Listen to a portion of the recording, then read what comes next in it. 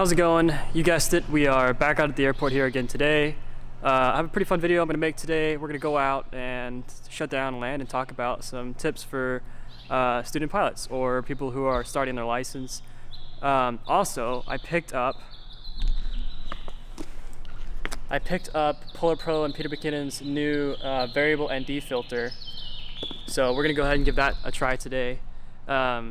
Stoked on that. So let's get started.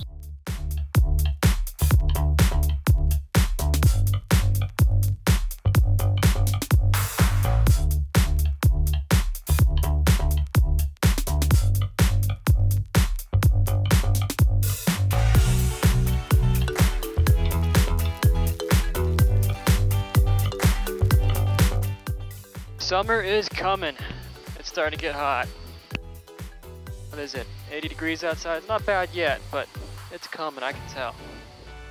Charlie Tower, helicopter 5, 4 Tango Fox. The corner ramp, like go direct southbound. If information, go back.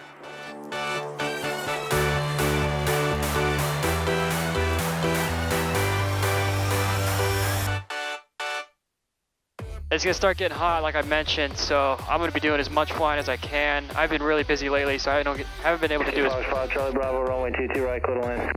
I've been able to do as much as what I would like to be doing right now, but Charlie, runway 22 left, clear, touching up. I'm gonna try to start hammering flights out because it's gonna get hot quick.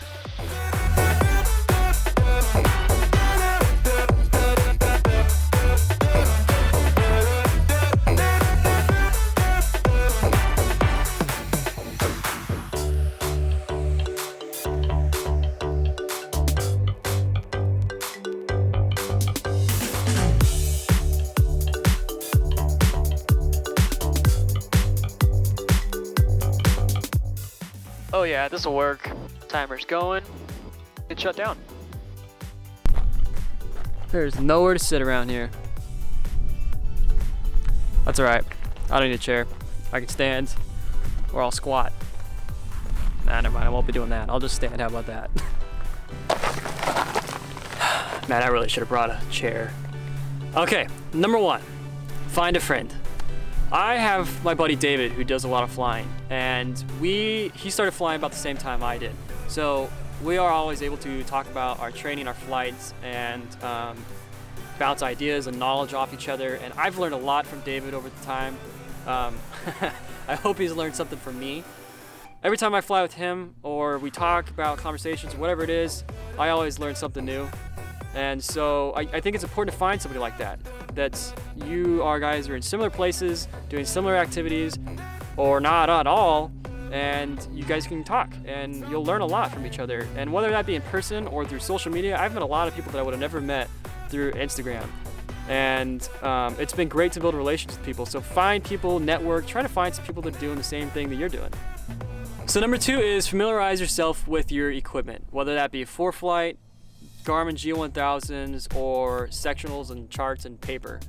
It's important to know the electronics and the equipment that you're using. If you know how to use all that stuff, it'll make the flying that much easier. Whether that be sitting in a coffee shop, playing with ForeFlight, learning the app, or it be on your laptop. I know that Garmin has like simulators you can download to learn how to use their GPSs and their electronics. You don't have to be sitting in an aircraft. I would recommend making sure you know how to use that kind of equipment. Makes it that much easier when you get in. You're not learning how to use that interface when you're supposed to be flying. You can fly, you already know what you're doing down here. Now, number 3 is remember what you're doing. Remember why you started this process. I know that when I started getting my license in high school, I was a junior in high school, getting my fixed wing license, about 15 hours in, I hit a wall. I was doing a lot of engine failures, and it was starting to get hot out, and everything was just kind of like, oh man, I really don't want to go do this today. But it's important to remember why you're doing it. During that time period, you're still not sure of how everything works, and once you get past that hump, everything starts to fall into place. Now you got it. You're doing great. Your engine failures are coming along. You're nailing those radio calls, things like that. Once you get over that, it gets much easier. So don't let that if you hit that wall, just keep pushing. Remind yourself why you're doing this. Why are you getting your license? What are you wanting to do with it? Whether that be continue to train and become a commercial pilot, or you want to be a private pilot and fly around just for fun. Number 4, remember that your instructor works for you. You don't work for them, you're paying them, not the other way around. If you have an instructor who, and I've experienced this, I had an instructor where I just didn't get along with him. We had different personalities. He like got upset if I messed up a radio call, and that's not what this is about. You should not have an instructor who's doing anything like that, and if you do, get rid of him. Find another one. This should be an easygoing learning experience, not somebody being upset with you or not somebody just being a dick. So I had an instructor like that. We just didn't get along. I didn't enjoy flying around with them anymore, and I got a new one. And me and that new instructor talk once a week. We talk all the time now. In fact, even after I got my license, we continue to do a lot of flying together because it's always better to have 2 pilots over 1. And I think it's important to have a good instructor. So if you have a bad instructor, get rid of them. Get yourself a good one that you get along with.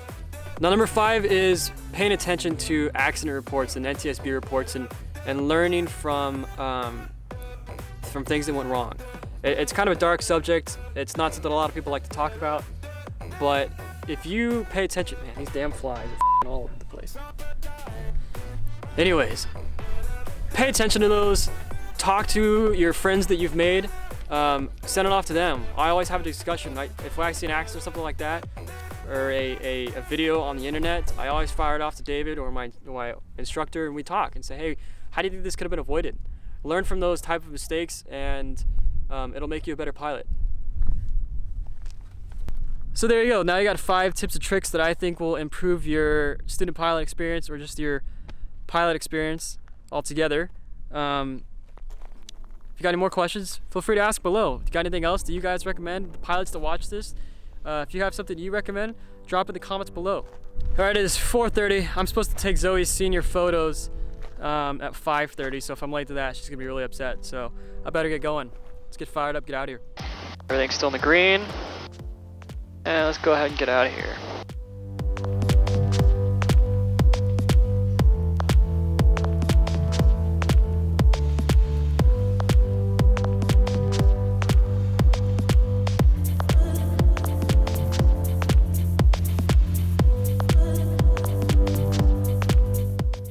The last time I flew out to that spot, I landed just about sunset, and you could hear coyotes howling from all over the place. It was pretty cool. Spooked Zoe a little bit, but I thought it was kind of cool. You couldn't see them; they're far enough away we couldn't see them, but they sounded like they're pretty close. I really like flying over farm ground. One thing that's kind of cool living in Yuma is... Sure, 08 Charlie, runway 22 left, clear, touch and go. Damn tower. Let's just get rid of that for now. I really like... One thing that's cool about living in Yuma, of course I'm not there right now, but one thing that's cool about living down there is everything is farm ground. And I really enjoy flying over the farm ground because just the green fields underneath look really cool, and it's safe. It's, you know, it's nothing but flat land. If you have something go wrong, you've got a great chance of getting it on the ground safely versus flying in the mountains or something like that. It's kind of cool, something different. Charlie Tower, helicopter 5, 4 Tango Fox, 5 to the south, inbound to the helipad with information 0. Helicopter 5-4 Tango Foxtrot, Chandler Tower, roger, make left traffic for landing at the helipad.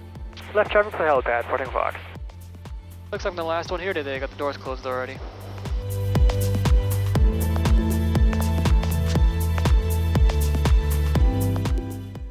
Well guys, I'm gonna go ahead and end the video here. I'm already running late to meeting Zoe, so I gotta hurry up and clean up my mess and head back to Tempe. Thanks for watching. I hope those tips help you out if you're a new pilot. Like I said, if you are a pilot and you got a tip for a new pilot, add it below. And I'll see you guys next time. I think that those will increase, oh, Jesus, these damn flies.